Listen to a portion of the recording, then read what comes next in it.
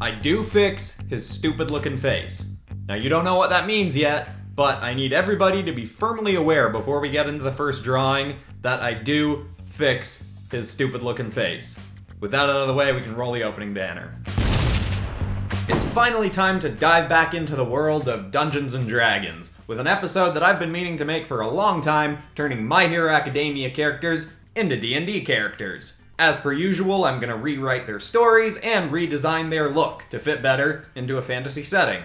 And if you're excited to be jumping back into D&D stuff, always helpful to hit the like button. Still haven't gotten very creative with how I tell people to do that, but it always helps. Anyway, let's start right in with Deku, shall we? The world we once more find ourselves exploring today is full of powerful beasts, witches, wizards, and warriors. But in it, there is one specific region that's even more overrun with magic than most others. Far across the seas from the likes of Goth Hollow and Gibraltar is the Empire of Jakakoshi, which seems to be a natural hub for powerful magic. Most beings you encounter there have some kind of natural magical gift, but not all. Mido is a young halfling who's always desired to be a heroic adventurer, protecting those in need and leading explorations to discover new lands and creatures unknown to the people of Jakakoshi. But the problem is, to get the training he'd need to achieve this, Mido would need to attend Alterian Academy, a school created to train powerful beings who could become public heroes, maintaining the peace in a land full of powerful combatants. But to get into the academy, you had to be a particularly impressive warrior or magic user already. Mido definitely was not. He'd tried every kind of magic known in his region, and for whatever reason, his body was incapable of conjuring any spells. He was also rather small, even for a halfling, which made it difficult for him to become strong enough to be an intimidating warrior. But just as Mido was reaching the age at which he could apply to Alterian Academy, he had a chance encounter while wandering in the woods. Mido was out doing all the training his meek body could handle when he came across his personal hero, Yagi the Mighty, a man thought to be a powerful demigod, and he was in a battle with a swamp hydra far from its home. Yagi was known by all in the Empire as the most physically powerful warrior in the land, but somehow this hydra was besting him, and Yagi seemed to be coughing up blood as they fought. Suddenly, in a puff of smoke, Yagi turned from the only form the public knew him in as this massively muscular hero into a scrawny old man, like a decrepit wizard. He was hurled into a tree and dazed as the hydra's heads lunged for him. Confused and scared, Mido's instincts kicked in and he charged at the hydra, picking up a small branch as he ran. He whacked the hydra's tail with it, and the hydra turned from Yagi. It snapped its jaws at Mido, who just barely managed to roll out of the way. This minor but heroic distraction was enough for Yagi to regain composure, return to his heroic state, and charge under the beast's belly. He lifted it up and hurled it with massive strength in the directions of the swamps. It was a toss so mighty that it likely did get the creature pretty close to its home. And Yagi was impressed with Mido's bravery, and the two would spend the next few hours getting to know each other. Eventually, Yagi would decide that Mido was worthy of learning the incredibly rare magic that gave Yagi his strength. See, Yagi wasn't actually a demigod as people thought, but was a powerful muscle wizard. He'd learned this very rare form of magic that could grant the user impossible godly strength. And although this power could be learned by anyone, each user was only entitled to teach one person how to use it, and they were told to only teach someone of incredible moral fortitude. Yagi decided that Mido was the perfect person to be his successor, and the time was right for him to pass on his magic, as Yagi was ill and possibly only a year away from his ultimate end. So Yagi and Mido got to training. Despite not having any luck with other forms of magic, Yagi had been right that any could learn this power, and Mido was slowly getting it. But of course, his meek body was hardly prepared for this power, and it often left him bruised and battered and broken after using this magical strength for too long. But Mido gritted his teeth through the pain, and soon enough, he'd gotten far enough with his training to get into Alterian Academy, where he could continue his learning to one day become the greatest warrior the Empire had ever seen. And now that we're through that part of the story, I can go in and fix his face, which looked pretty ridiculous. The intention there had been that he was in pain from using his power, so he was kind of gritting his teeth and kind of still part of him was bruised, but that face really just did not work. A few hours after I finished this piece, I looked back at it again and just started laughing at myself, thinking, how did I think that was a good and fitting face for this piece? So I've fixed it, and here is the finished version of Deku as a halfling muscle wizard.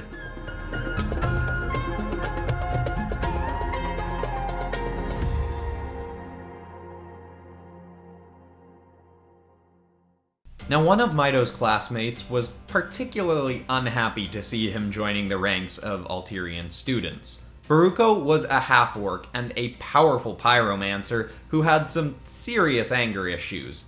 Issues he often unleashed on small Mido. They'd grown up together and at a time had been friends, but Boruko, being part orc, was a firm believer in survival of the fittest, and saw Mido's inherent lack of strength to mean him a lesser being, unworthy of his friendship. But with Mido's new incredible strength, Boruko now found himself becoming incredibly competitive with Mido, seeing it as a major failure in himself anytime Mido bested Boruko in training or combat. Not that that was a frequent occurrence. Even with Mido's new incredible strength, Boruko was not someone to be underestimated. Boruko had taken to pyromancy at a young age, being obsessed with the powerful, destructive nature of fire. But the first spell he ever taught himself was called simply Explosion. Many would cast this spell as far away from themselves as possible to avoid injury, but Boruko saw it as a test of his strength to use the spell as if the explosions were blasting straight out of his own hands at his foes. Early on, he injured his arms and shoulders very badly, but with his inherent orc strength, along with the intensive training he'd do, he'd eventually become strong enough to withstand damage from his own attacks, while dealing serious blows to his enemies. Though at Alterian Academy, he'd eventually be given some large defensive gauntlets that would help him further protect his hands from his own blasts. He was truly one of the strongest and hardest working students Alterian Academy had ever seen. And while he'd never admit it, that was partially because of how Mido's own strength pushed Boruko to be the absolute most powerful version of himself. Now, Bakugo probably turns out to be my favorite drawing of this video. I really like the result. I knew exactly what I wanted to do with it right off the bat. The half-orc angle, the pyromancer angle, which a few people suggested in the comments. Thank you to everyone who suggested that. It worked out great.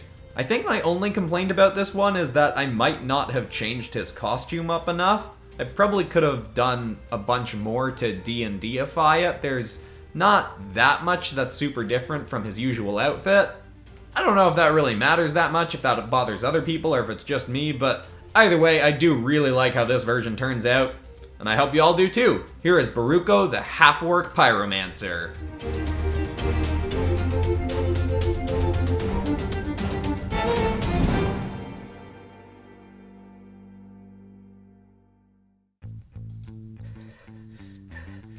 I think it's almost a little bit glorious how stupid looking this face is. I kinda love it now. I feel like this is the exact face I make when I'm working on a piece of art and it's not coming together well, but I have to just finish it and put it out anyway. This constipated halfling Deku is making the exact face that I make when I'm frustrated with my art. I almost want to make this my icon somewhere. Maybe I'll make it my new Discord icon.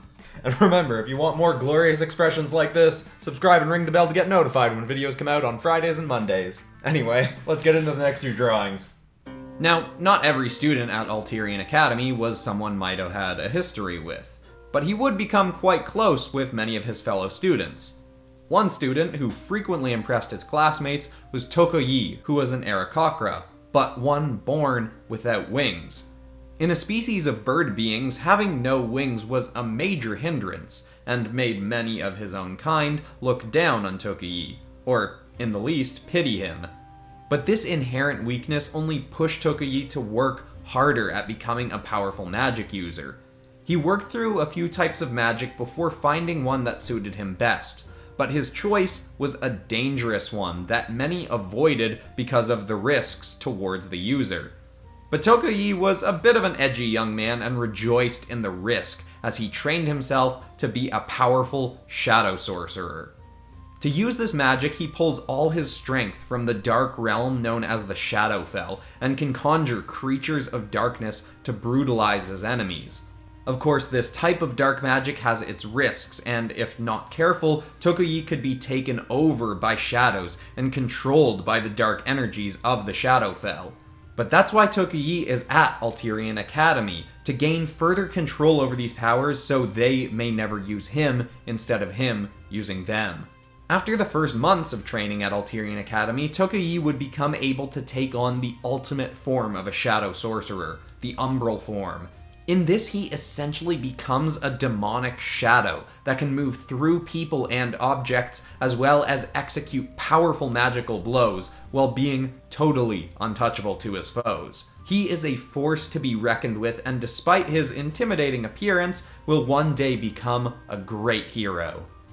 Now for Tokoyami's design, the thing that I wanted to play around with the most was how I did the shadow that he was going to be controlling, and I didn't want it to feel like the rest of the drawing. I wanted it to not be translucent, but feel more airy and less solid of a mass. So the way I tried to do that was by not inking it. I just traced out a few blocks with the lasso tool and dropped in the color, going in front of him and around him, and I like how it turned out enough. There's a few things I'd like to change about it, and because it was getting too muddy with the background, I end up throwing a nice big yellowish gradient to make the purple and blue of the character stand out more. It didn't turn out perfect, but overall I'd say the experiment was a success, and this is something I can probably experiment with more in another video down the line.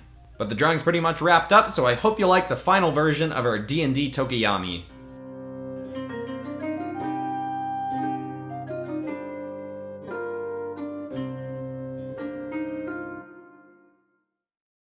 Now, as discussed earlier, there is a good reason for Alterian Academy to exist.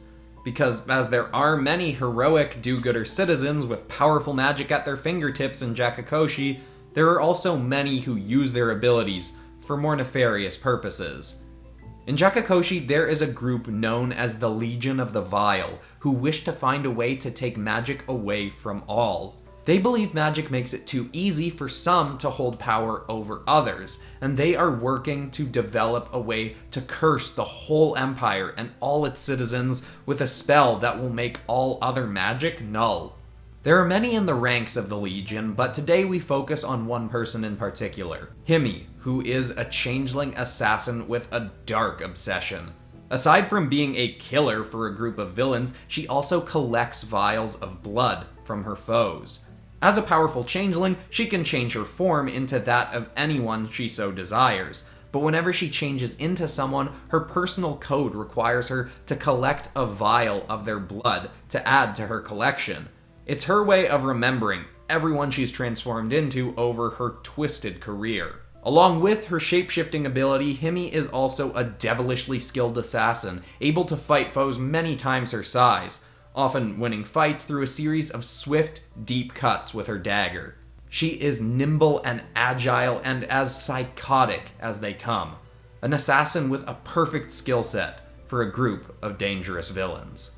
Now, a few people have suggested that I draw Himiko in other videos like the Dragons videos, but I never really had a good idea for what I wanted to do with her.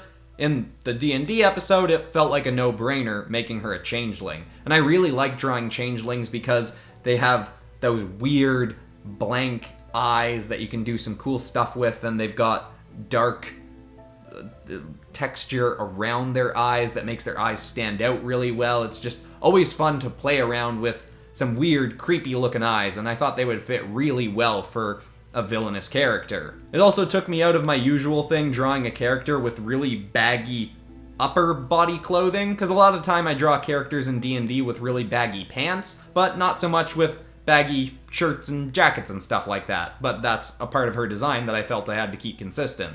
And in the end, I'm very glad I went with her as the last character of this video. Quite pleased with how this turned out. and I hope you all like it as well. Here it is.